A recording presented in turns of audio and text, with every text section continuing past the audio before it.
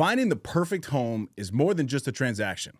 It's about finding a place where your family can grow, feel comfortable, and thrive. That's why you need someone who truly cares about your needs and is there to support you every step of the way. Meet Janeska, a dedicated real estate professional with 9 years of experience serving families across the Hudson Valley, covering the Bronx, Westchester, Rockland, and Orange County. As a wife of a first responder and a mother of 3, Janeska knows how important it is to find a home that feels right, not just for you, but for your family. Her background as a former educator gives her a unique ability to listen, understand, and guide you with the patience and care, whether you're looking to buy your first home, looking to upgrade, or ready to sell. With her extensive knowledge of the local market and her genuine commitment to helping families navigate the process with ease, Janeska is here to offer you the support, expertise, and reassurance you deserve. Mention Dave from the No Snooze podcast and call Janeska today at 845-694-9067 or email her at jpaulino@kw.com to start your journey home. Adversity, bring it. The struggle, I welcome it. Snooze on life, never that. I am Dave Regina, and this is the No Snooze podcast. Come on.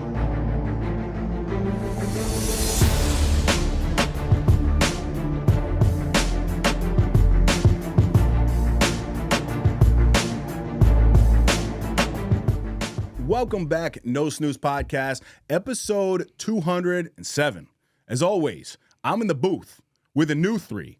We have Myqs Success Rodriguez, Claudio the Voice Valenzuela, and I am Dave the Body Regina. Myqs Rodriguez is the founder and CEO of The Brand Success, a New York City-based company specializing in influencer marketing and media for the urban and multicultural community. With over 20 years of experience, Myqs is a branding expert and multimedia producer who has worked with top labels, brands, and organizations. He's co-author of the Content to Cash Bible, a guide to building wealth in the creator economy. A leader in the influencer space, Myqs has grown clients to millions of followers and views, securing lucrative deals with major brands. Known for his strategic insight, he's become a sought-after advisor for business owners, executives, and brands looking to boost sales, elevate their careers, and build strong online presences. Myqs continues to help clients achieve long-term success in the ever-evolving creative economy, and today he's here to tell his story and to provide valuable insights and guidance. Myqs, welcome to the podcast, my brother. Thank you. I appreciate that. I appreciate that energy. Always. Listen, man, that's what it's all about. You come in very New York. I mean, you got the blue Yankee fitted on. You got the toothpick. Yeah. You kind of smell like a barbershop, which just gives me like nostalgic vibes. And you came bearing gifts, my brother. So 100%. I appreciate you for coming out. Thank you. I appreciate that. Yeah, I'm definitely New York. You know, the toothpicks are not regular either. I'll show you that off camera. But okay. They're serious. They're serious. Toothpicks are my thing. They're not you're not going to ShopRite or the bodega and get, let me get them toothpicks. Yep. No, not these. Not these. Talk to me a little bit about how you found the podcast. This is something that, like, you know, when I connect with guests for the first time, of course. I like to have that organic conversation. Yeah. And, you know, I'm just curious myself as to how you found out what No Snooze was all about. Well, I saw you on my man, Louis Omar. Shout out to you, O. That's right. Shout out. Yeah, I saw you on that pod. And again, for me, I read people. I read energy. I like to see people that, you know, it exudes on camera, right? Mm-hmm. And I was like, damn, this dude is dope. And like I had told you off camera, remind me of an artist I used to manage, G Fella. Shout out UG. And I was like, I saw your story, and I was like, I want to kind of dive deep. And then I saw, hey, you got a pod, and it was No Snooze pod, and then once everything about the branding of everything, and I was like, damn, this is dope. I was like, I'm going to take a shot in the dark Seriously. I was like, yo, let me reach out to him and see what's up. Because that's what I've been doing. It's just kind of reaching out to people like I had told you before. I don't leverage anybody. I'm just like, hey, you know, this is who I am. I like to have a conversation. And then I wanted to get to this point because, again, already from being here, right, the energy feels right. So, you know, it was dope. It was Listen, dope. man, no, thank you for reaching out and definitely shout out to Luis Omar Figueroa. Best name ever. Exactly. But I would be remiss if I did not ask you about your name. So people who are hearing this, they hear Myq and they're like, oh, you know, that's normal. Yeah. M-I-K-E. Right. You're very unique, my brother. Yeah. You spell this M-Y-Q? Yep. Is this always or you just changed it? No. I just say this. Me and CV. Okay. My man CV. Prior, we were speaking about it. So I grew up in marketing, right? And I'll tell you, you know, we can get into my story or whatever. But so I've always been about that, right? Mm-hmm. And when I was in the music industry, they used to call me Success, right? And then there was another Success and he was working at Atlantic Records. And I was like, I got to switch this up a little bit. So I said, let me use my real name, you know, Myq. And then I had Myq Success. Now that's different. But I was like, damn, Myq is so common. Mm-hmm. You know what I mean? Like if I tell you, I'm sure if you pull out your phone, you could probably scroll like it's IG with all the Myqs you got.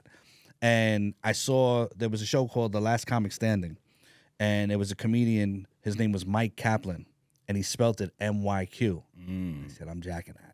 I love that. And that's kind of how the Myq Success came about. And it's also a conversation piece. Wow. Right? People call me MyQ. You know, it's Myq, and that's why in IG I put pronounced Myq. At the, you know, my emails, pronounced Myq, just so everybody. But it was just to market a, you know, common name. Wow, I was coming in to shout out your parents for the uniqueness.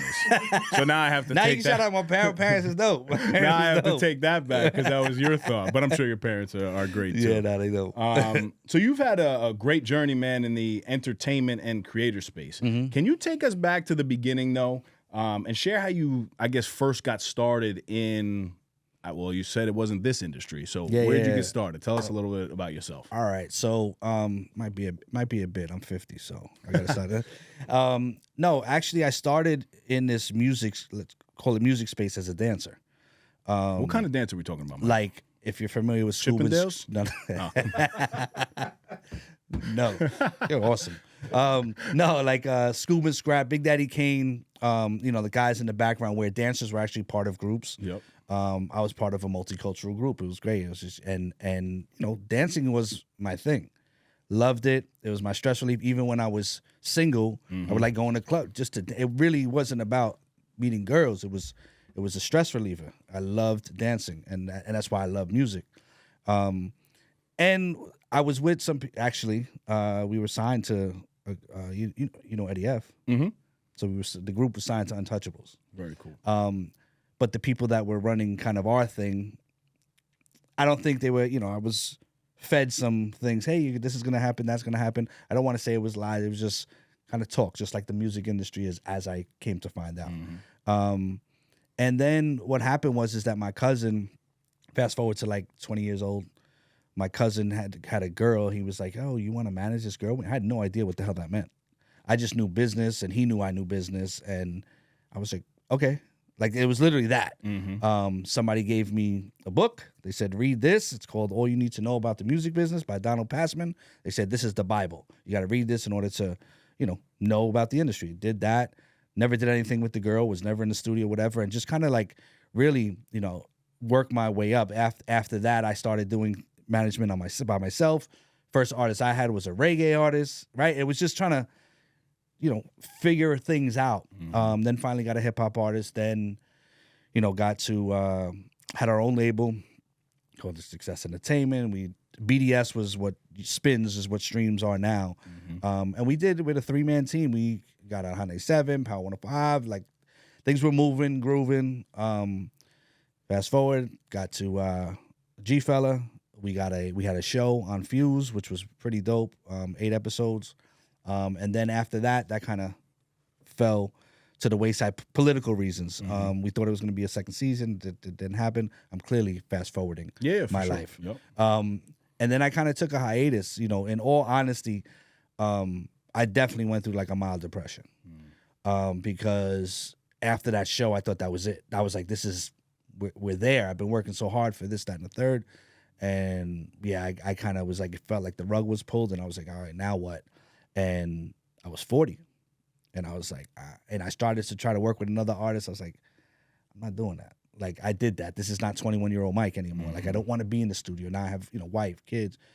So I went back to my other love, which was sports and baseball, started a baseball team because it's still the entrepreneur spirit, right? Started a team with another parent, coaches. And then fast forward to 2017, my nephew through marriage is Chicle. And he was doing his thing. He had friends. I was like the cool uncle, right? For those who are not familiar with Chicle, you might want to just give a little background. Oh, okay. Chicle is definitely my first client, nephew, and he has close to 8 million, I think, in following. Now Very funny. Across socials. This dude, like, let me just tell you. So it's probably 2017, 2018. That's when you started with him? 2017. So 2017. So I mean, by 2018, like I was, definitely onto him, and just a funny dude. And he actually brings to life a lot of the things that you do in your own home, like messing around. But he brought that to social media. Yeah. Right? Yeah. No, 100%. And he's such a genuine individual, a genuine dude, and that organically, me working with him, even though I was his uncle, it was organic, right? So in January 2017, he was like, Myq, I want to do this for real. Like I want to get busy. And then in July, he was probably around, I want to say 25,000, 30,000 followers.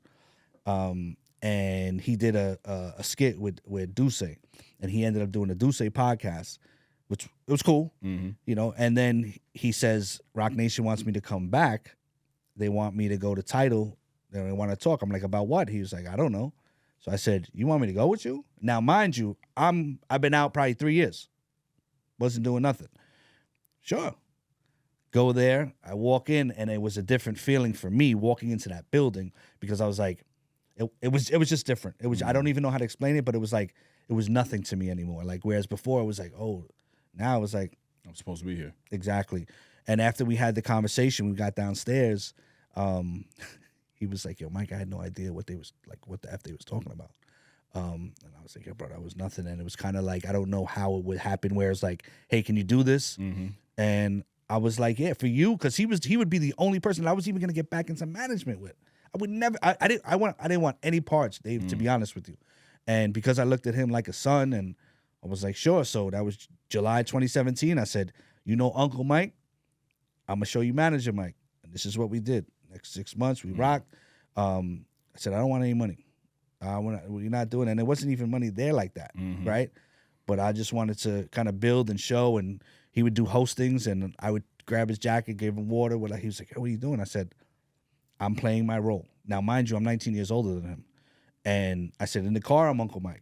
When we out, I'm your manager, and I got to make sure you're good. So that kind of led into, building him, building them, building her. And then kind of now I was in the circle, kind of a lot of his friends, and, the Ken Stars and the Shiggies and the comment, like a lot of the New York guys. So it kind of, fueled me, and I was like, okay, I'm back, and this is something different. And it was kind of like, and it was very similar to the music game. So, and it was dope. And I'm a genuine individual, and that's what it is. Like, and that's how that kind of grew. I guess that's the Within minutes, I just shortened my 50 years. So it's a great story, man. And without going, I guess, too far back, right? Because 50 years is some time. Oh, yeah. You know what I mean? How old do you think I am, by the way? Or do you know? No, I don't know. You don't know? All right, go. Be good to me. Come on. We on air, man. Okay. What do you think? 34. Oh, you good. I'm 35. Yeah? I'll give you that, yeah. Oh. But this just for men. Might have saved me a couple. Shout out just for men. I want to know, I guess, the biggest lesson growing up from your parents. I'm always intrigued by that question, right? Because our parents, and I'm a father now of a beautiful 4-year-old baby girl. Parenting is hard, man, but along the way, there's so many lessons, obviously, that I've learned from my parents, specifically, how to be resilient, which is CV's word of the year. My father has this saying, it's not never give up. It's never, ever, ever, ever give up. Right. So work ethic, right? And I'm sure, there's a blend of all that for you. But if there was like a big lesson for you coming up from, your childhood, what would you say it was? Without a doubt, would be to thine own self be true. Say that one again. to thine own self be true. My mother tells me that, and I will, and again, I'm very transparent. My mother's been in recovery for 30 some odd years and changed her life, which in turn changed my life. But always, and I'm so in that pocket right now about being true to yourself. My son actually got it tattooed. You know, it's very prevalent because I learned so many lessons from my parents. I have a very, you know, unique and fortunate, I would say, family structure, which is crazy because you would think, you know, some of the things that I went through personally, I didn't need to. It was definitely self-inflicted. A lot of the stuff, like, I didn't, my stepfather was like this. I didn't have that. It was just kind of me being lost and then finding myself. But, you know, my family structure is dope. Like I said, the rooms are everything. Like, seriously. So, to thine own self be true, my mother. I love that. So, officially, shout out to your parents, especially mom in that journey of recovery. She's still with us? 100%. God bless. She's a life coach now. Wow, that's incredible, man. My mom, like we were talking about off air, we definitely share that in common. My mom is six years in now. But it's an incredible journey, man. It's been one of the most inspiring things for me. I actually stopped drinking in 2024. Oh, fire. I just committed to, 30 days back in 2024. Yeah, so you got And then I did a year. And now for 2025, I'm doing the same thing. Nah, that's dope. But it's opened up new opportunities for me, really brought that level of clarity that people like. You always hear that in sobriety. But for me, it took about 100 days to start to really feel that clarity. So, I really value anybody that's on their recovery journey. Absolutely. That's a beautiful thing, man. Absolutely. You built a very powerful brand now with the brand success. Brand is part of the company. Part of the actual company. What were some of the biggest challenges you faced while growing the business? I think, it's coming into a new space. And I'm, a lot of it is, as a manager, you focus on everybody else. Right? So it's like, okay, how do you focus on yourself when you still have to make sure that everybody else is okay?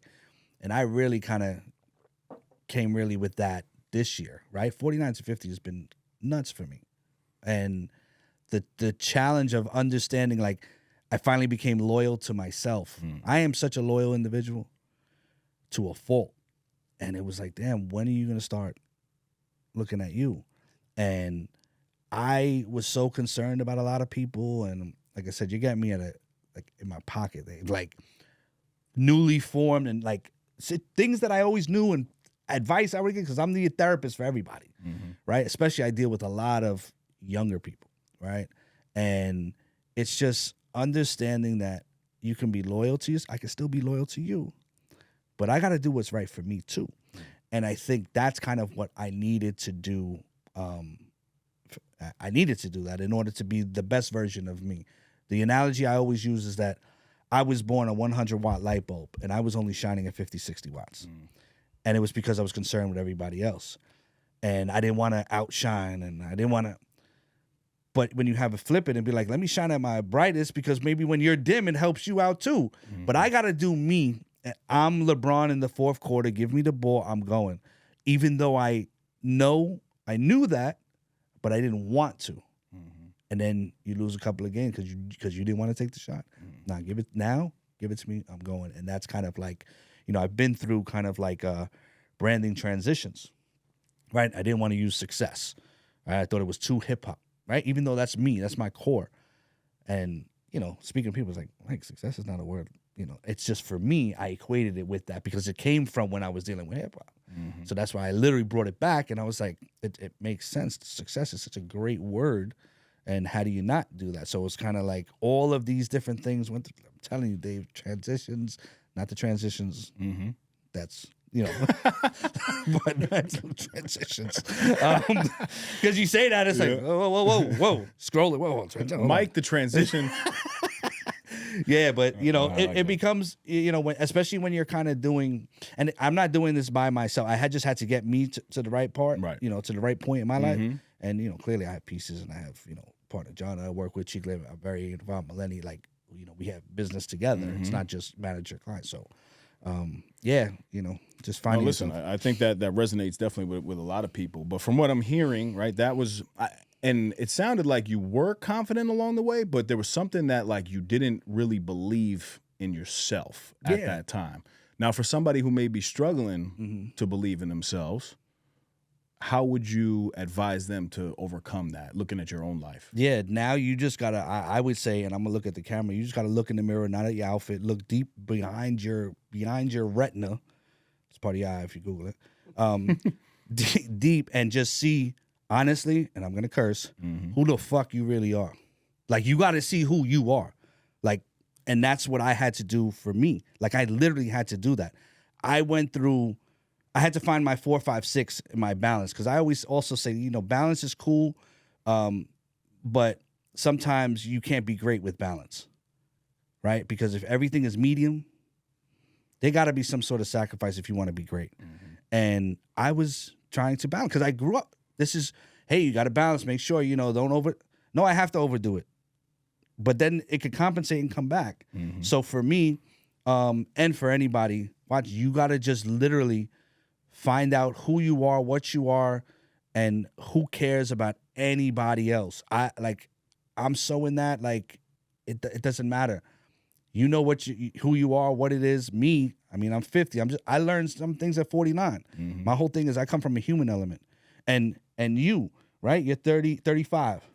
If something I can speak to you about and you be like, oh, damn, and you get it at 35, 36, that's a win for me, because I come from a human element. You don't have to be my client for that. I'm human. I want to help anybody that, it's my journey. And I think that was lost too along the way with the business I'm in. Definitely. Social media, you know what I mean? It's like, we're in a very me society, and I grew up in a we society, and I will continue to be in a we society, and that's who I am. And you can like it, great. If you don't, it is what it is. Fire, my brother. Not a me society, a we society. Yeah, 1000%.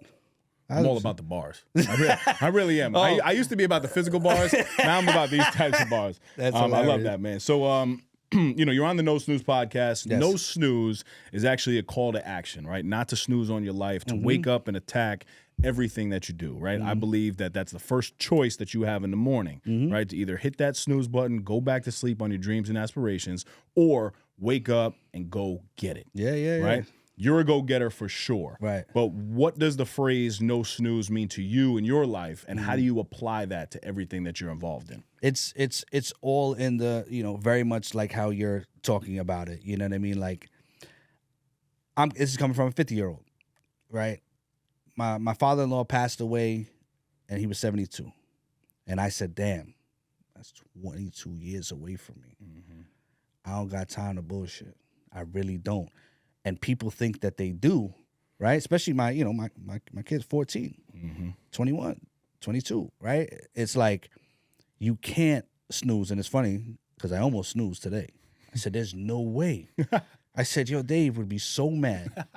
His brand would be so mad if I really, because I'm an honest guy, right? Yeah. Hey, I hit the snooze today. I got to be honest with you. Yeah. But, you can't, you just can't sleep, and you just can't, like, it's harder for younger generation to understand that portion of it, because I got tomorrow, or I got this. And, I tell my kids all the time, I'm like, listen, you're not going to be a kid your whole life. You're going to be an adult a lot longer in your lifetime than you are a kid. You know what I mean? I said, I had asked my 14-year-old, I said, when do you think an adult is? He was like, 18. I said, okay, that's 18, right? First couple of years, you were shitting on yourself, right? So, right? So you figure, let's give yourself 14 years, maybe. Yep. And kids nowadays are trying to be older, 12 to 14 years that you're a kid, and that sets you up for the rest of your life. You got to make sure, my job is to make sure that you're a good adult. I'm raising future men. I've been saying that forever. And it's not about being strict. I don't have you kneeling on uncooked rice. Like, I'm not that, right? But it's... You got trauma? No. You got trauma. You were on the rice, my brother? No. You were on the rice? No. Like my stepfather, my biological father was amazing. My stepfather is the one who really raised me. And it's morals and values and honor, integrity, character. Like, these are the words. These are synonymous with who Myq is. That's my brand, right? Like, who I am. And that's what my job is, to pass that down. And whether it's my kid or not, right? And I speak, when you talked about parenting, I told my parents, it is difficult. It's more difficult now. And I would tell them, like, however you were receiving information, right? Regardless of stepfather, whatever, mother, father, or single home, you're getting your information from one source or two sources. That's it. Mm-hmm. Now we're dealing with social media, the internet, all of that. Now, when my 5-year-old is in school, 6-year-old is in school, now who's in that classroom? Now, if your classmates are being raised by the phone or the TV, now I don't know if you're blocking the 18-year-old information that your 6-year-old is now downloading to my 5-year-old. Mm-hmm. I have to navigate all of that. And I tell my son also, the youngest one is 14. I'm like, I was 14 once. In my generation, we do that all the time. Oh, yeah, but you weren't 14 today. So I get it. Yes, I was 14, but I wasn't 14 in today's day and age, and you can teach me about that. Mm. But going back to the morals and the values and your foundation, that stands the test of time, right?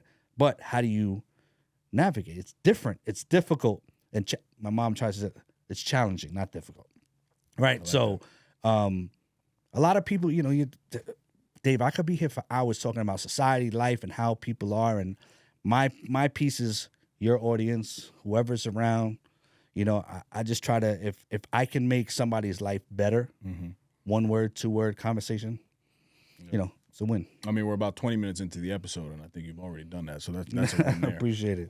So on the topic of really not snoozing or not sleeping on your life, one of the gifts that you brought is a brand called No Sleeping Coffee. Yes. Correct? Yes. That's my CV, man. is that? There we go. No Sleeping Coffee. Talk to me about this. You know I'm a coffee guy. Yeah. You did your research. I'll give you that. Listen, that's the thing. Listen, anybody else that comes on this pod, if you don't know Dave, you're just trying to get on, eyeballs on yourself, whatever, please do research. Please do research on it. They don't do the research on you as well. You have to do the same thing. And just know what you're coming into. Don't sit there and be like, oh, I didn't even know. And, you give him, he just said he don't drink. He's sitting there bringing, bottle of Tito's. But I got CV. I got CV, right? There you go. No, but No Sleeping Coffee is dope. It's my man, Los Antonio. What's up, bro?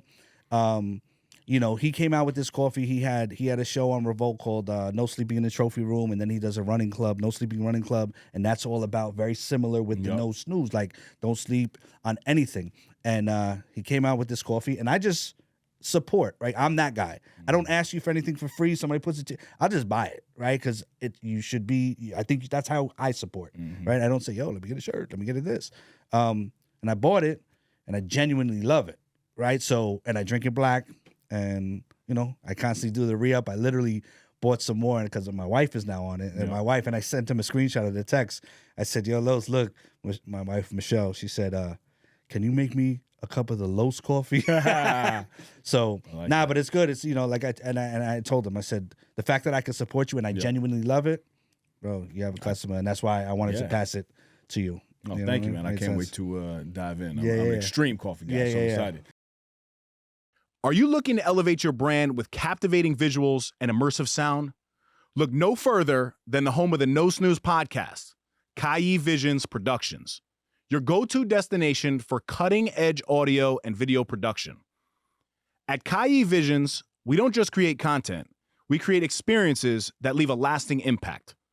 From podcasts, YouTube variety shows, sleek corporate videos, to attention-grabbing promotional campaigns, our team of experts is dedicated to turning your vision into reality. Choose Kai Visions for a production experience like no other. It's time to make your brand known. Contact us today at kaivisions@gmail.com or find us on Instagram at Kai Visions. Kai Visions Productions, where audio-visual excellence meets innovation. Now, back to the epi. Yeah. The other gift that you brought is a copy of the Content to Cash Bible. Yes, sir. Okay, everything you need to know to build wealth in the creator economy. Mm-hmm. And you are a co-author with Ash Cash. Correct. Right? Correct. Talk to me about this journey of creating this actual book. And this is something, and I'll put it out there now. So my business partner and I, Sean Degnan, Action Cultivates Excellence. It's our men's leadership development group. Yep. We're actually in the process of writing a book. Oh, dope. And by in the process, I mean, he is tasked with writing 150 pages. I am tasked with writing my 150 pages. And we're starting grassroots. Right. Right. My girlfriend, Catherine, she's actually written an incredibly successful book as well. Okay. But it's starting here, like on the actual tablet, on the phone, on the computer, just kind of typing it out. But I feel like we consume, and a lot of people have all this knowledge, right?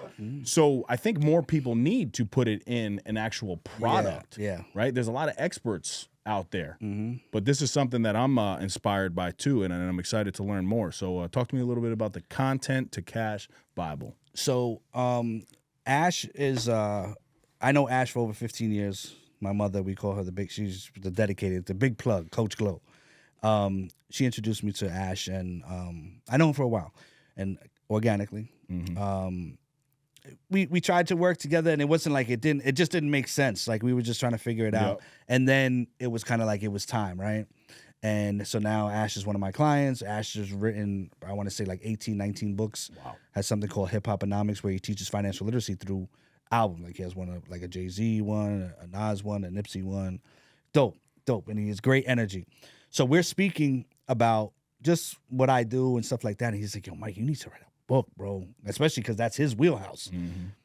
I'm like, yeah, that'd be dope. Because I had somebody ask me to write a book a minute ago about management, right?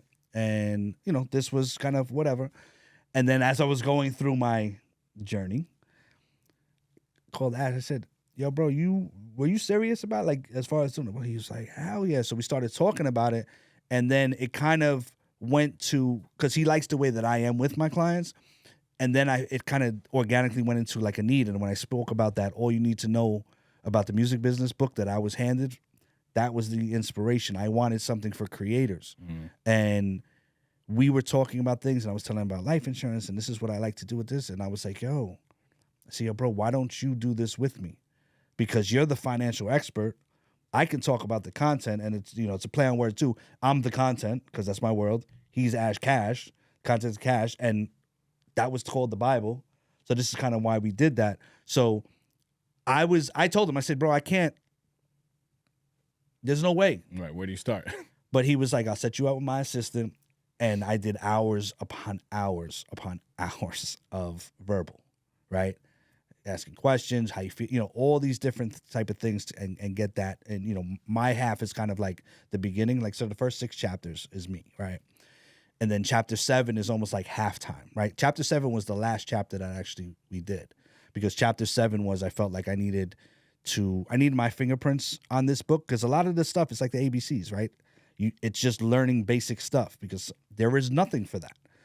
Chapter 7 is about business etiquette, punctuality, things that people don't talk about in books because they're just looking for the money aspect of it. And then Ash comes in with the financial literacy, what you should do once you start making money. So I'm very proud of this book.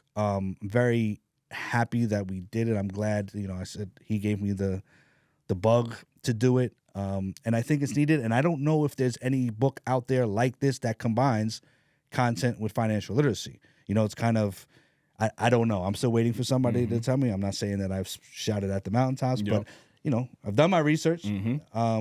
But I think it's needed. It also gives me something to, you know, people that want to work with me or anything like that. I'll see where you're at with it, because I'm at that point, Dave. Like, I'm not, to go back to music, I'm not sitting in the studio with you. Like, I can't. I got too many other things to do. I'm at a different point now. I don't even want to use the word level, because people think that you think you're better than them. I'm at a different point, but I am at a different level, right? I'm not at the 18-year-old trying to do that. So, you know, it kind of shows me if you're serious about the business, because that's the biggest key out of this book, is make sure that you take yourself as a business. It's a creator economy. There wouldn't be a word economy attached to creator if there was no money in it. And a lot of the creators focus on the creation, but they don't focus on the economy. And some people think that that's selling out, and you can't. No, you can still do your art and you can still create, but just handle yourself like a business. It's a business. It's going to be $500 billion by 2030. Nuts. $500 billion. $500 billion. It's a lot of money. Yeah, and only 5. I think we had quoted it was only 5% that are actually making, like, there's money. And somebody asked me, why is that? I said, because everybody thinks it's an art form, right? And I have a saying, art is never wrong, ever. But, because it's your expression. But when you're talking about business, it's not wrong. It's just, you know, sometimes you have to do different things, not to change yourself. But it's just, this is a business, right? And now you hear the money and you hear the numbers, and everybody's like, I want to be a creator. Everybody wants to be a creator. It's like rappers before. We walk outside. I guarantee you on this blog, we step on people that want to be content creators, because content is everything. It's not just, hey, unboxing. It's not just, a pretty face. It's content, and this is, I think it's the world right now. You have to have a page. You have to have a presence, and not just focus. It's funny. Focus on the business. Don't focus on the money. You know what I mean? Mm-hmm. So no, I love that. You mentioned personal standards, which are huge for me. I'm huge into leadership. It's what I'm about. I'm a leader of my life. But I feel like too many people, they focus on motivation when really their focus should be on personal standards, right? Motivation goes away very quickly. But if you have a high personal standard, that doesn't leave you. And that's a quick switch that people can make, right? You're motivated by something, but what about when it's, 5 degrees outside and it's windy and it's chilly and it's cold and your car doesn't start and this and that? Those are all excuses to not get after it. You don't make excuses for yourself when you have a high personal standard, right? So I think even in the content game, that's gold right there, because a lot of people do create really good content, but their personal standard in business may not even exist at all. I love what you just said, man. At all. So let's talk to the people, I guess, about, marketing and digital branding. For someone just starting out, maybe out as a content creator or influencer, right? What are the top 3 things they should focus on to build the brand and stand out? And I'm sure building your brand and standing out comes before making money. Yeah. I have a saying too. You build the brand first, then the business, right? And everybody looks for answers, and a lot of people always want, hey, what's the answer to this? And I am a super great individual, right? Because my answer for Dave might be different than my answer for CV, because I got to understand. I got to understand what you're trying to do, where you're trying to go, what hasn't worked before, all of these things. But number one is definitely, I would say, find something that you love. Don't just get into this game to try to, because you hear the numbers of how much money, right? This is consistency at its finest, right? And I preach about, we have different definitions of what these words mean. Consistency to Dave might be, doing 1 pod a week. Consistency to me might be 1 pod a day, right? It's still the same word. Yo, I'm being consistent. Are you? Work is another one. Yeah, I work. Oh, do you? And it's all comparative, right? But find something you love, because there's a lot of work in this, because you're going to constantly have to. It's not as easy as it was before, right? It's flooded. So how do you stand out? How do you make somebody, oh, what is that, right? And you have to work on that. Number 2 is look at yourself as a business. You know what I mean? Like, it's so difficult in an art form to look at yourself as a business, because it's like, I just want to be creative and I just want to do my art, and I get it. But going back to the numbers, it's real business here. You know what I mean? So definitely look at yourself as a business. And I would say, the last thing, not to just harp on it, is it's so corny and cliche. It's consistent. You got to be consistent in whatever it is. So it's like, pick whatever it is that you love, right? Look at yourself as a business, and then make sure you're consistent with all of that, because without any of that, it's a hobby, and it's cool. It's cool. And that's where I have these conversations with even creators. I try to find out where you're going, what you're trying to do. If it's just based off of the money, me personally, I know you're in the non-exclusive box that I have, like a non-exclusive where, hey, if I call you, I got something for you. But for me to lean in, it has to be much more than money.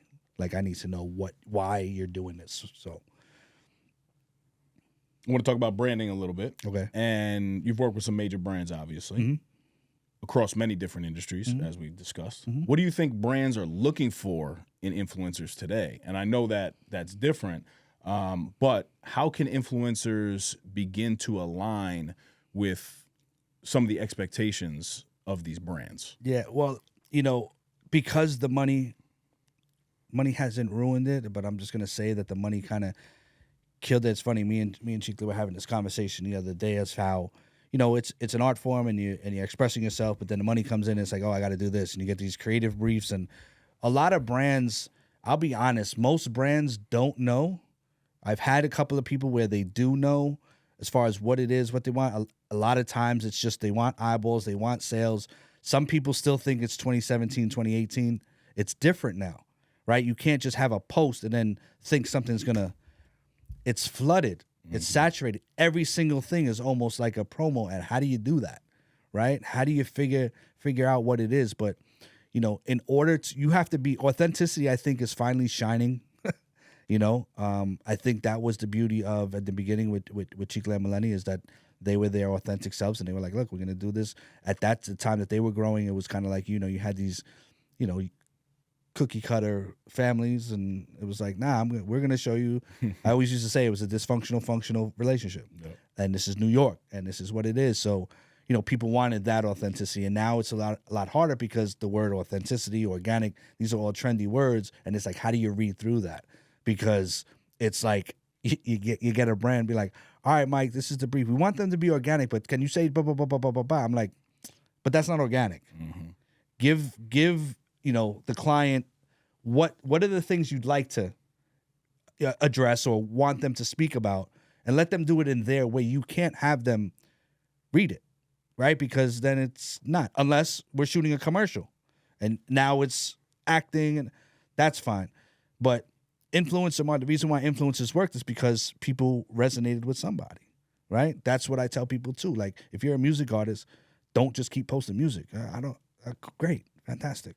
Who are you? Do you collect pencils? All right, I want to know about that. Like, seriously, you don't know what's what. So, I tell people also, even the clients that I have that have been making money, do a post or whatever. If there's something that you genuinely love, tag them. So what? Right? I was talking to somebody one time. They had a pod, right? And said, oh, you ever thought about, whatever, putting something here, insert whatever. Oh, no, but they're not really paying. Not paying you, I hear you, but you put something there, the pod grows, and they're not paying. Oh, I didn't know that. No, we could take that out. But now that they see a version of what you would like, you got to do what you want, right? Even with clients and briefs and all of that, do whatever it is that you want. You have the power. They want you. And I say that in the nicest way sometimes with brands. I'm like, listen, you're here because you want them and what they do. Now we're having a conversation about what you think is going to work and what's not going to work.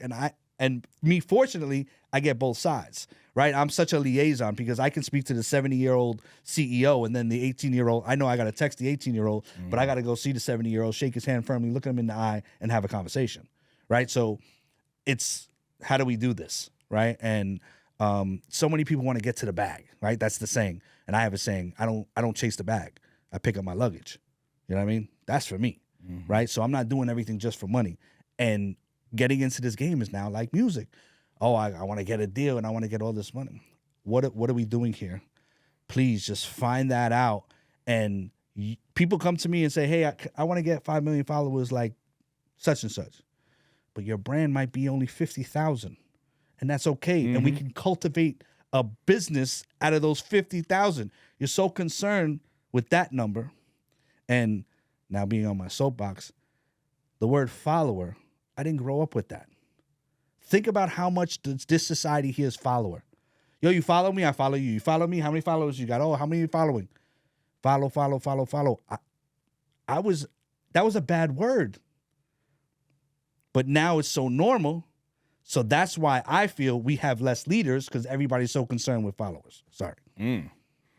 Sorry. No, that just validated something for me. I have this saying with my daughter every day that I drop her off. Right, her name is Cali, Kali. Oh. So I run it down. I'm like, what does Cali stand for? She says kind, amazing, loving, independent. Dope. And I say Yura, and she says leader. And I say nada, and she says follower. And I say because Yura, and she says Regina. Right, so I'm already, CV, that's fire. That's funny, man. I never thought about it like that. The amount of times, right, CV, that you hear the word follower is unbelievable. That's what I'm saying. Wow, that's what I'm saying. Yeah, no, that was horrible.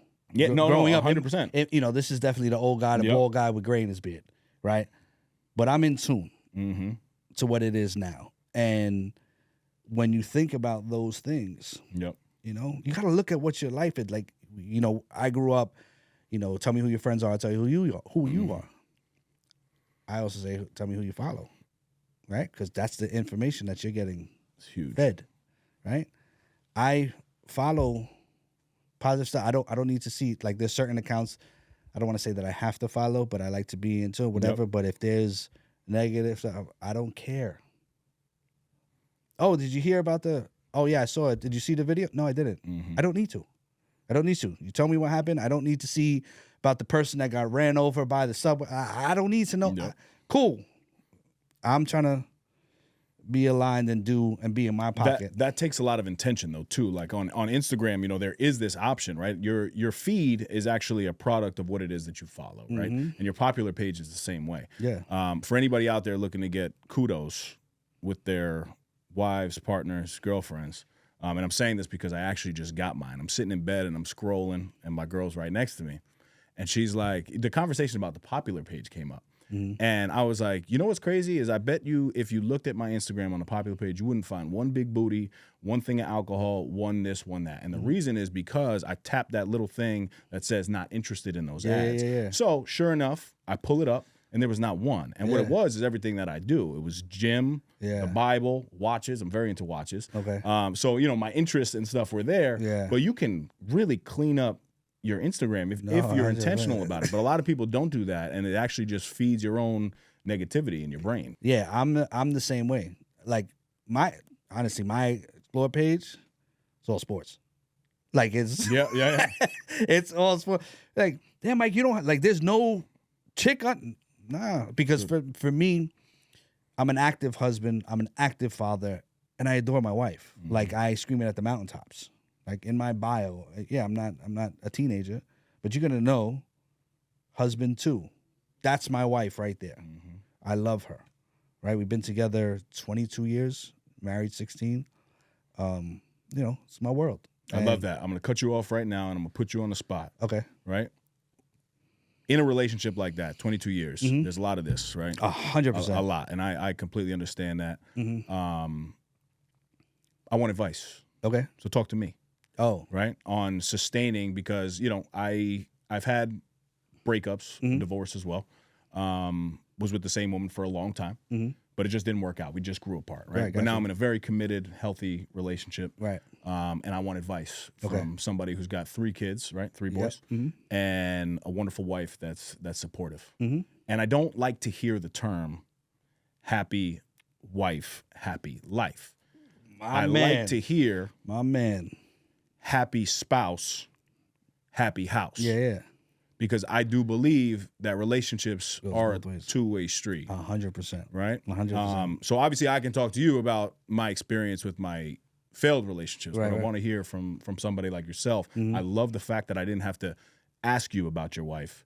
Oh, and you nah. kind of just came in and gave her the kudos. What's her name? Nah, Michelle. Michelle. Mike So and shout Michelle. out- We keep it shout easy. out to, Mike, Michelle, Mikey, Maddox. Okay, Michelle. How do you spell your name? Is there Two any E's, 2 L's. anything? There is 2 E's, 2 L's. 2 E's? Sometimes, 2 E's, 2 L's. M-I-C-H. She changed it late in the game, or No. Okay. No, because I think sometimes they do 1 E and 1 L. I think so.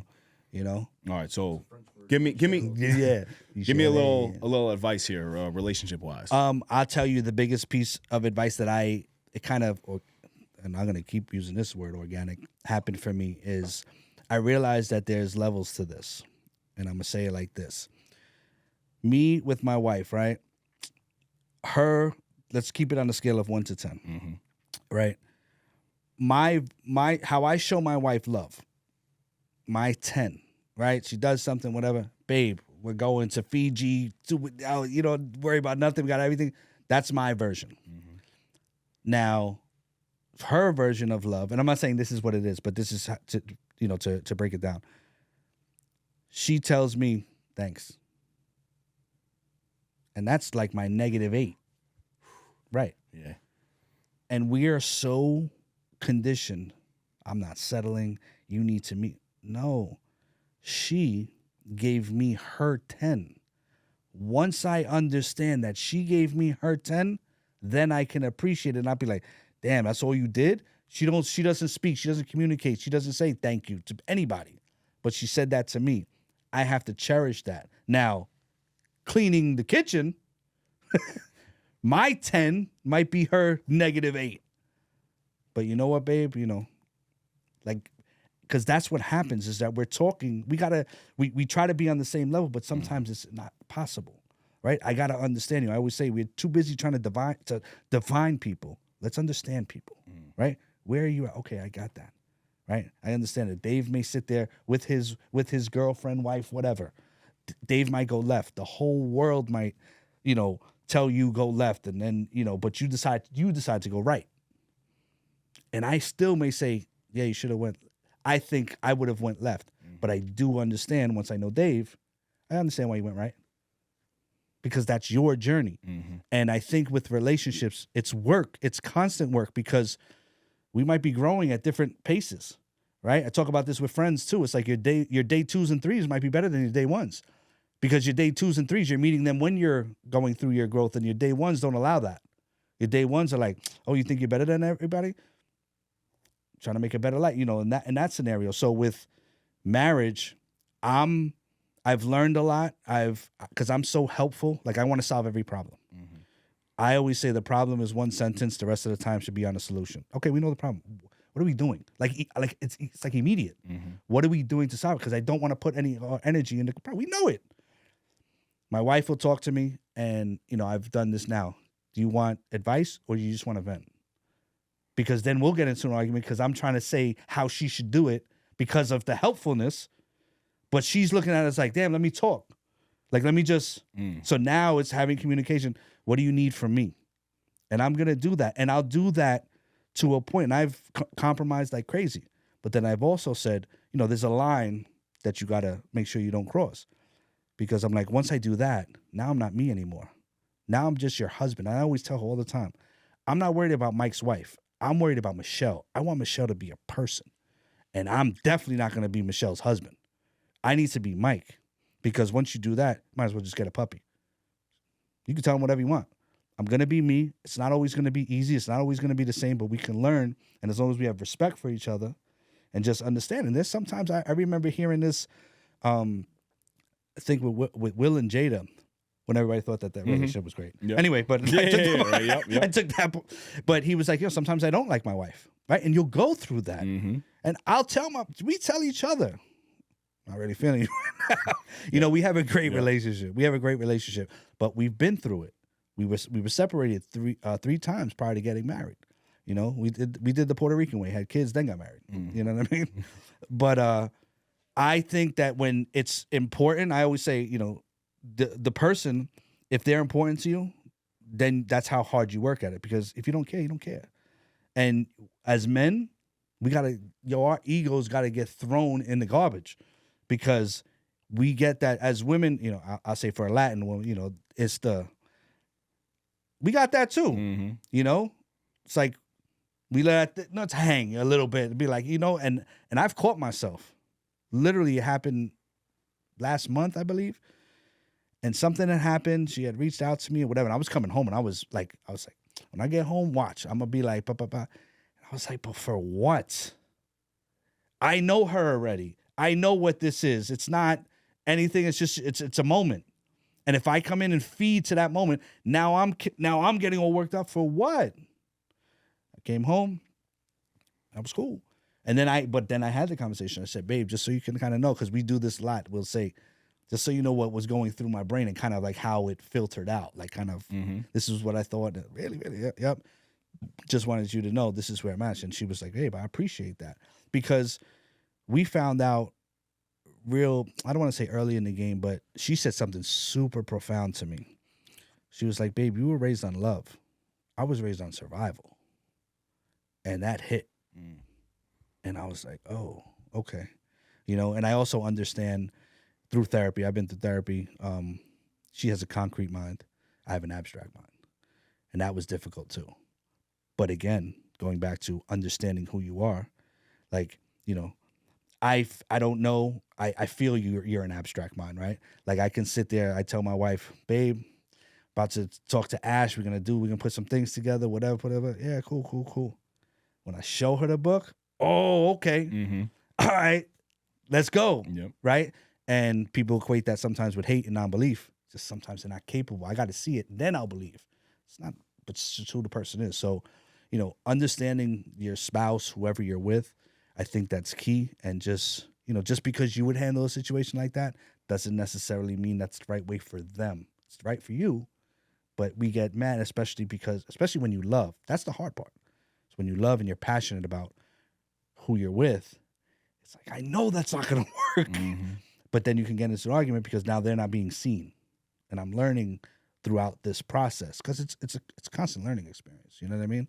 So that might be the next book, though, a relationship book. Yeah, absolutely. I'm actually very excited to rewind this back, and I encourage anybody that's in a committed relationship to hit the rewind button. Yeah. About 5 minutes. Yeah. In the Bible they say that gray is a sign of wisdom. Yeah. I understand why your beard is gray. You have a lot of wisdom, my brother. I'm serious. You just highlighted some things for me that I didn't really know how to bring clarity to it. Mm-hmm. And you definitely just did that for me because, my girlfriend makes fun of me and I make fun of her. Mm-hmm. Sometimes she's like, yo, I'm not your client, right? Because I have a coaching program as well. She's I'm not your client. Yeah. And I have to do better. I call her Tanya Robbins when she wants to give me advice. That's hilarious. When really, shout out Tanya Robbins.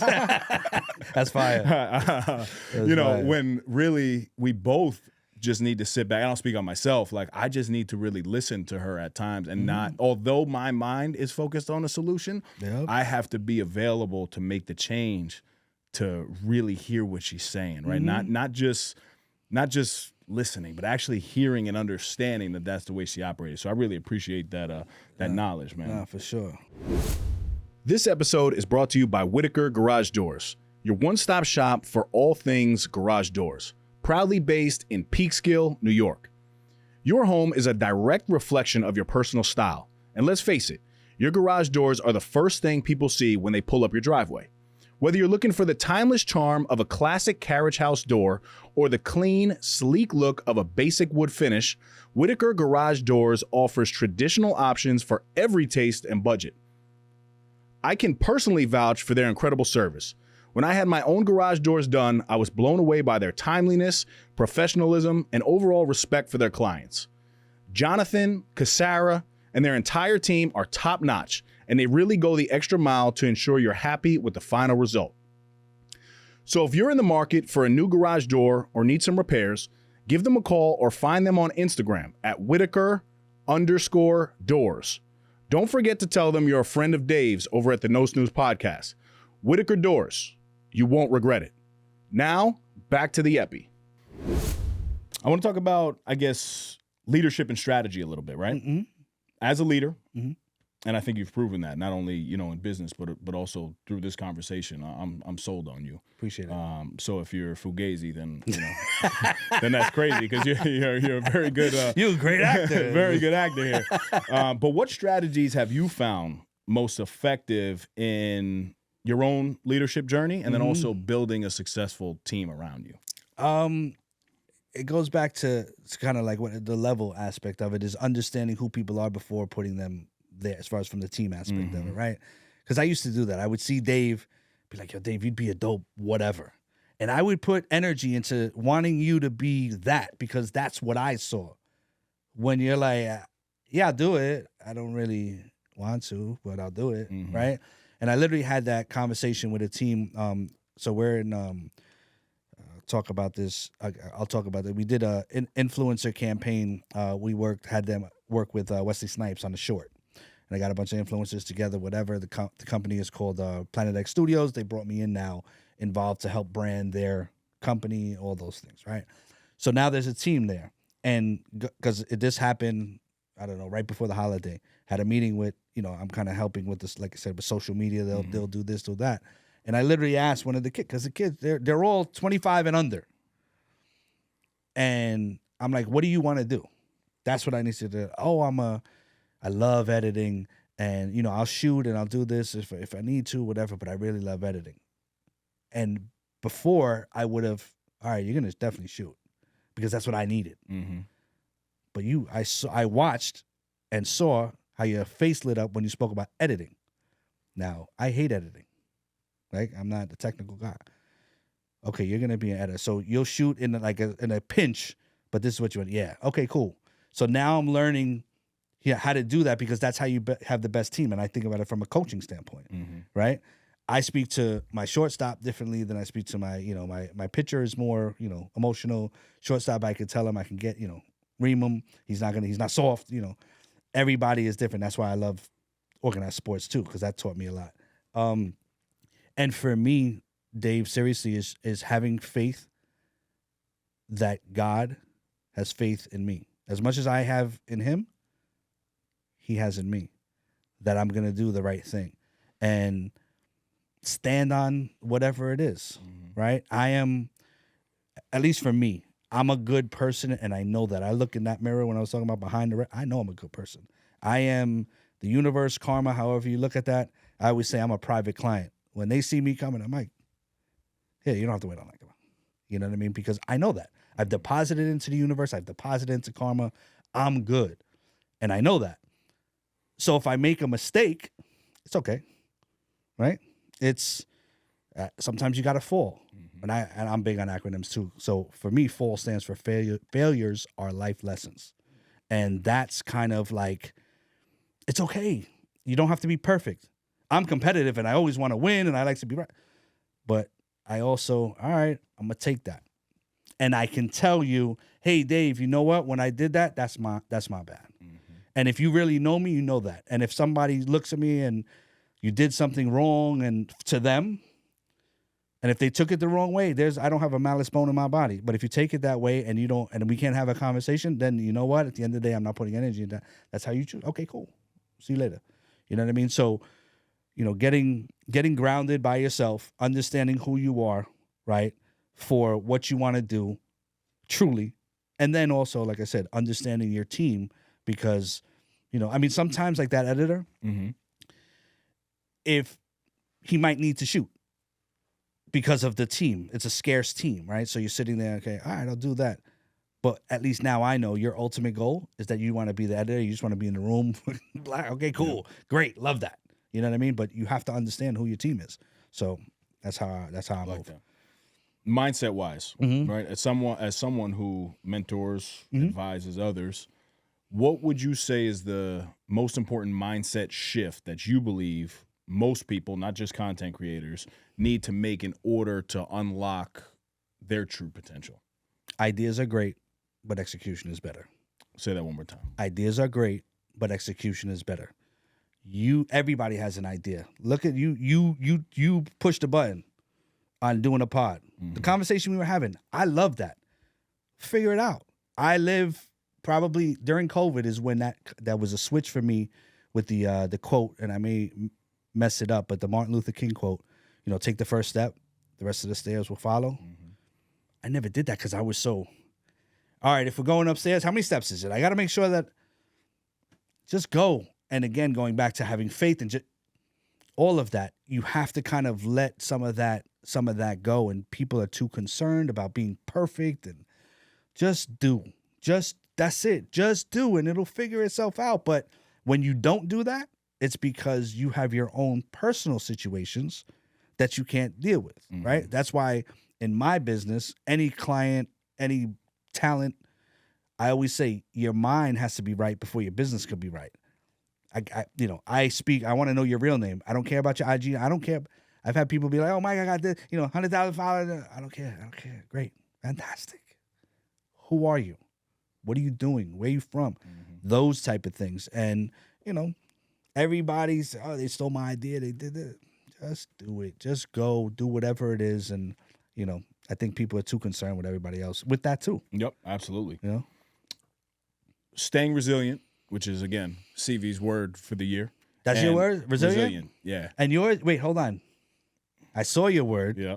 Oh, what is it? And I'm a bad content creator. I saw your word. And I'll give you a hint. It's not nourish. No, damn. What was your word? Expand. Expand. Okay, because mine is elevate. I like that. So, oh yeah. And I said it to you just so you know while I was watching it. Elevate and expand. Mine's elevate, Dave. Yeah. That's good. That's good. So overcoming obstacles and staying resilient, right? When life gets hard for me, I've learned to channel that into fitness. Okay. Fitness gives me something else to focus on besides my problems. Right. Right? Going for a walk, Yes. lifting weights, taking a cycling class.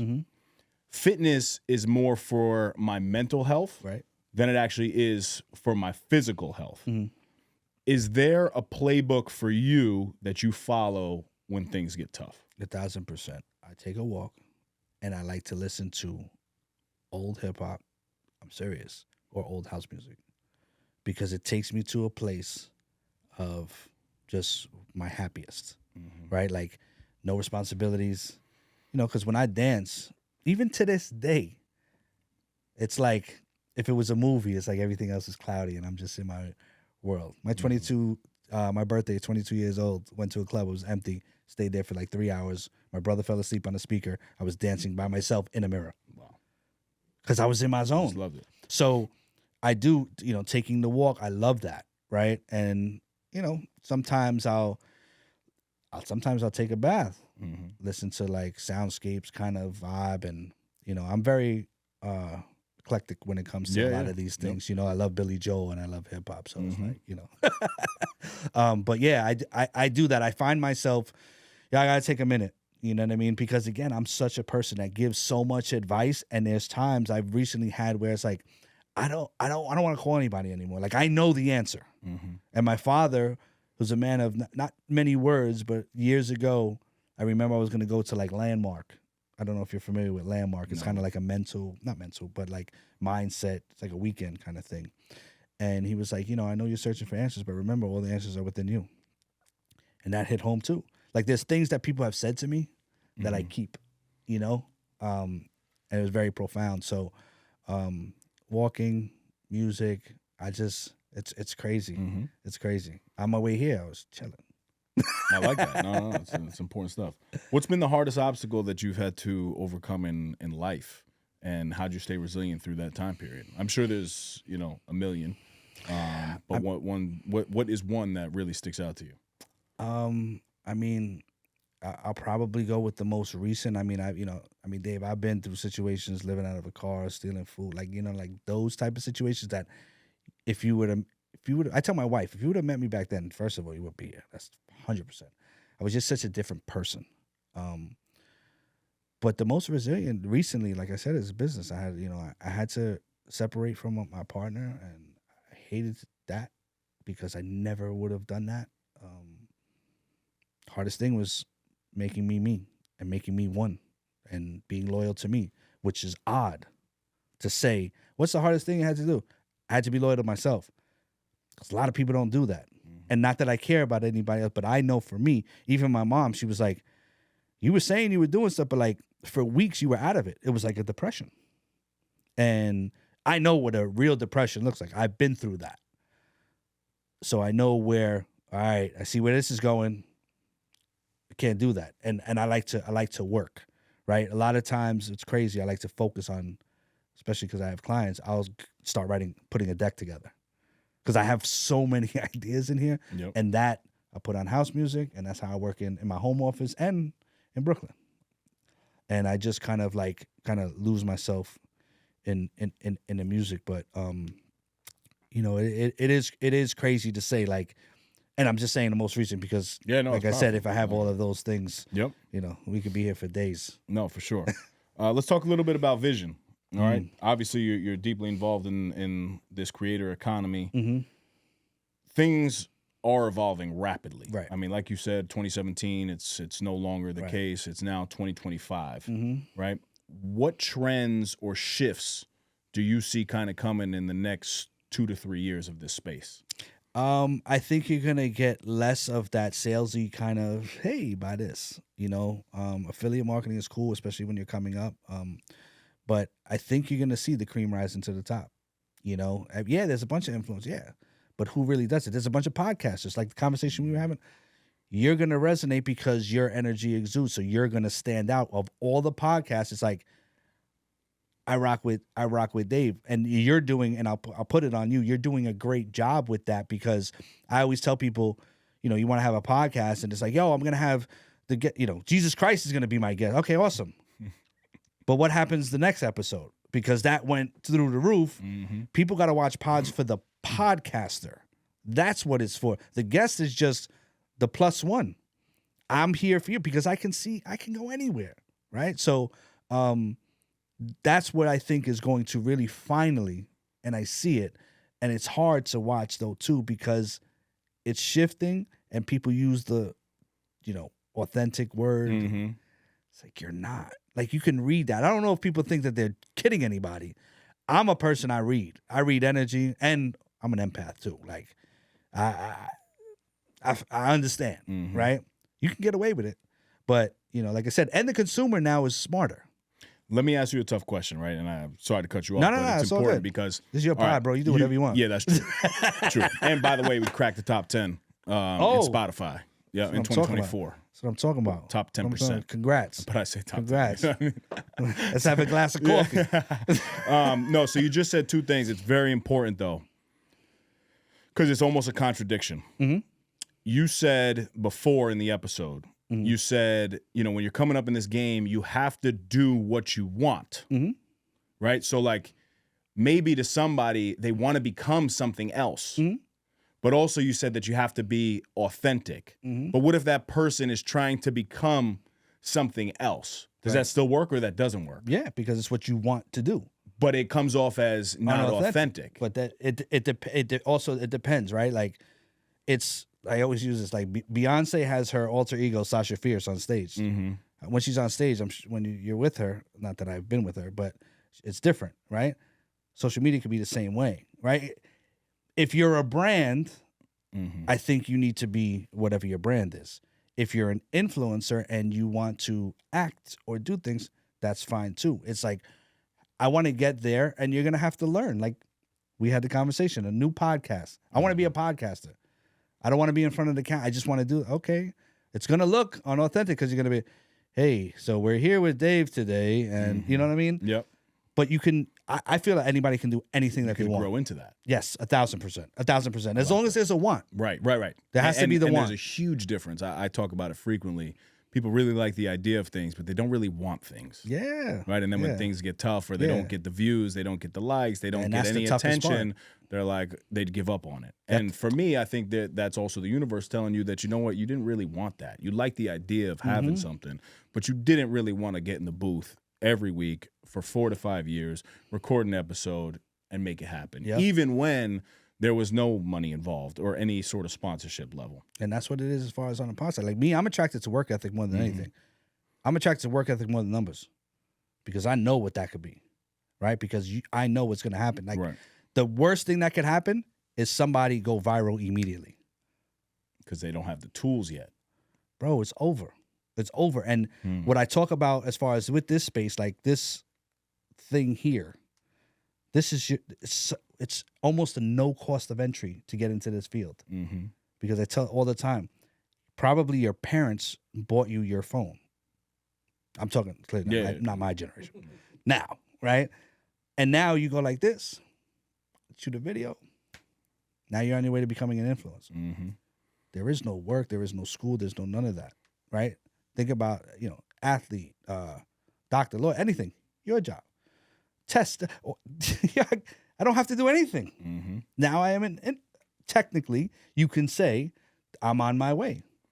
That's why I think it's so, whatever. You know what I mean? You said some gold on one of your clips that I pulled up about entrepreneurship and how the goal for a lot of people, and I think this will hit for a lot of my listeners, the goal of a lot of people is they actually wish to leave their 9 to 5. Yes. But then you become the entrepreneur and you quickly realize that the skill set of the 9 to 5 is actually what you desired. Expand on that a little bit.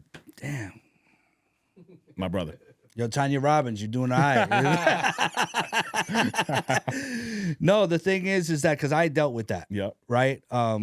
You have to utilize being in a 9 to 5 and talk about those things that I said pieces.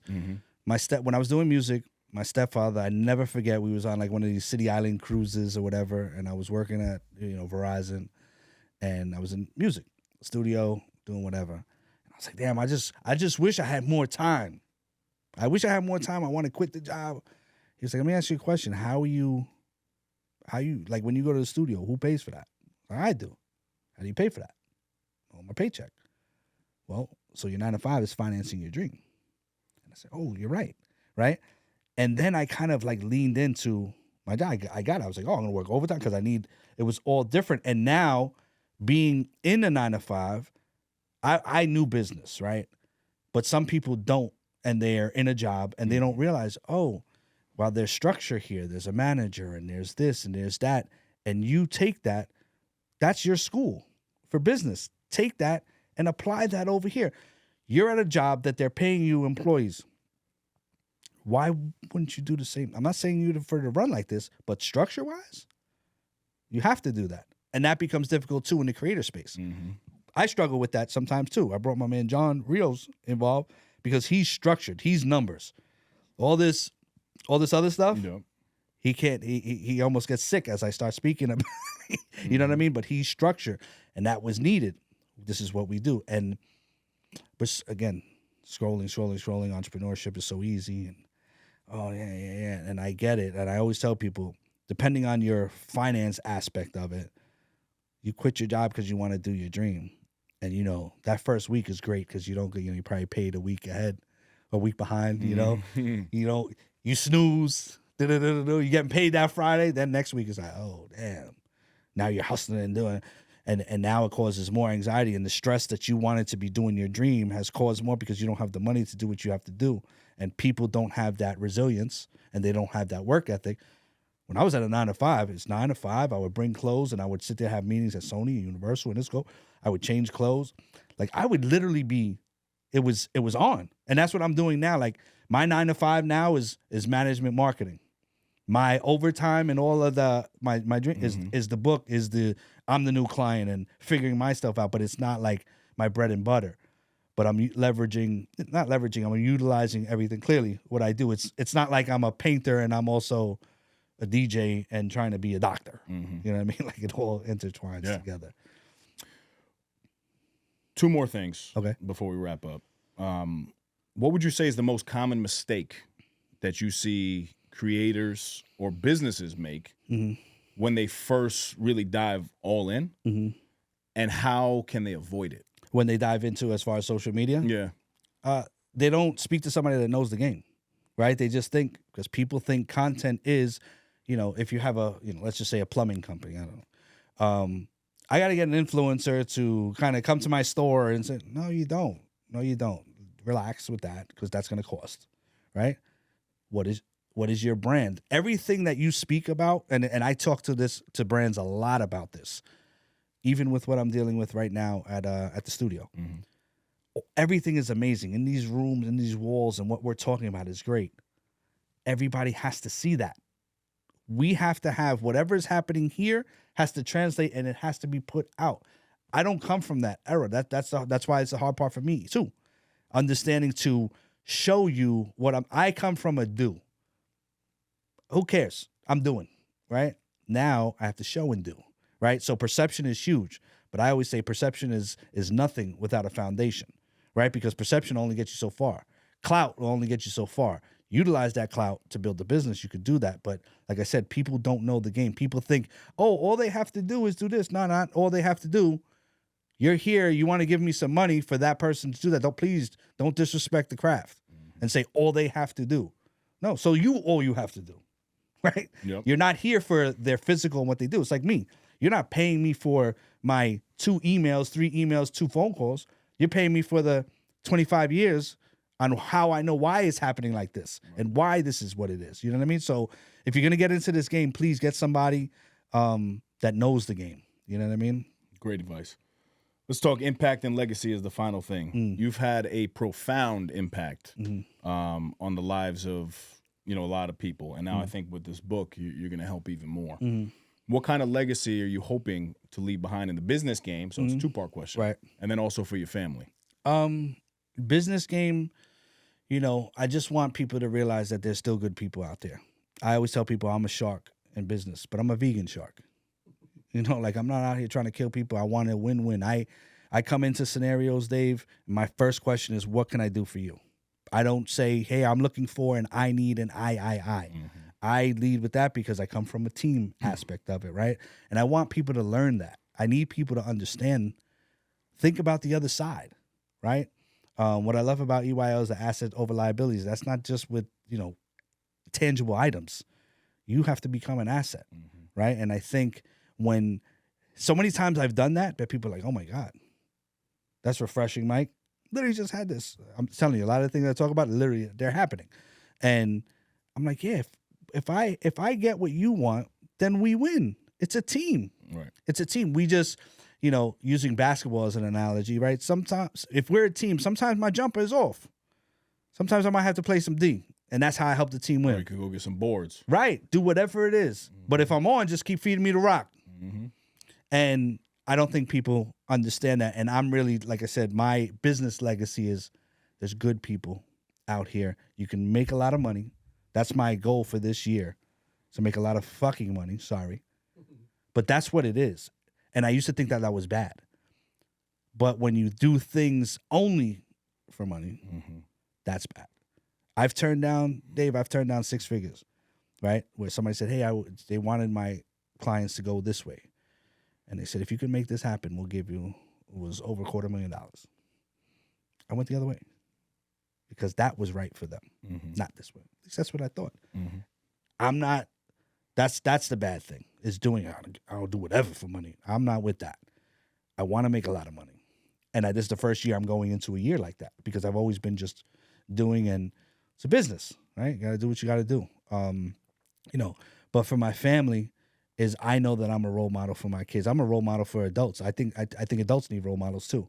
And I think you have to act as if, right? I like to be the change that I want. There's things that I'm working on that I was like, oh, maybe we could do that.